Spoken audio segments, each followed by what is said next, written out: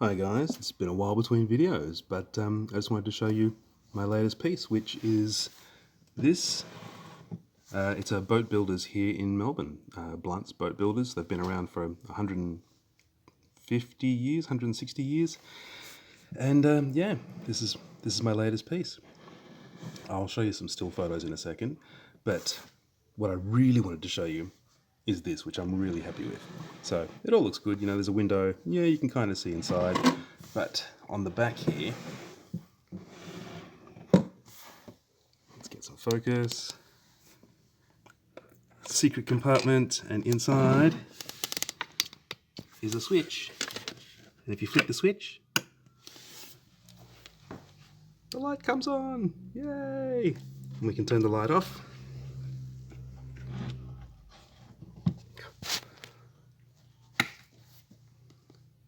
Pretty cool, huh? Yeah. So this is my latest piece. It took about 4 weeks or so, and yeah, I'm pretty happy with it. Nice little detail up here. The weather vane has little strings with knots attached to them, and if they're blowing in the breeze, you can tell it's windy. How cool. So I'll show you some still photos, including some of the construction. So the build process. I thought that the best way to build this would be actually out of wood, since it's a timber building. Got some craft wood, cut it to shape, and that way you got that beautiful grain effect, which I really was trying to achieve.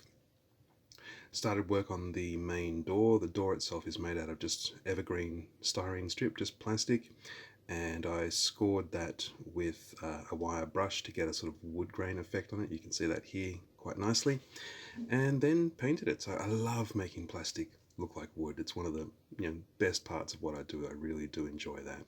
Here's the finished result. Pretty happy. Moved on to building all the other sub-assemblies, so window frames and awnings and sort of verandas and stuff like that. Yeah, it was it's really good to build all that stuff separately and paint it separately and then add it bit by bit, as you can see here. The interior light, it's a little 3-volt battery, so I wired it together with my terrible electrical skills. I'm such an amateur, but it works. That's all that matters. There's the 3-volt battery. And here's the interior. So as you can see, the interior is nothing very pretty. It's all about working out what can and can't be seen. You can see that there's fishing nets, there's a bell, there's an interior wall, and here are some final results, some finished photos. So yeah, really pleased with this one. I think the colours came up really well. It's always a bit hard to paint yellows, but in this case in particular it worked well. I enjoyed building the signage and hand painting the signage as well, and overall the size was pretty good. It was about 30 centimeters wide. You can see a matchstick there for comparison, and yeah, it was an enjoyable build. I wish the interior was a little bit more visible, but that's the nature of it. The real thing isn't that visible, so that's just the nature of it. And yeah, presented this to the family that owns the business, and they were really happy with it, which is always an amazing moment to do that. Yeah, that was one of the best moments of any miniature I make, is handing it to its new owners. It's always wonderful. And in a second I'll show you the miniature in front of the real thing. Get ready for it. You ready? Check it out. Pretty close. Pretty close. Alright. Hope you like.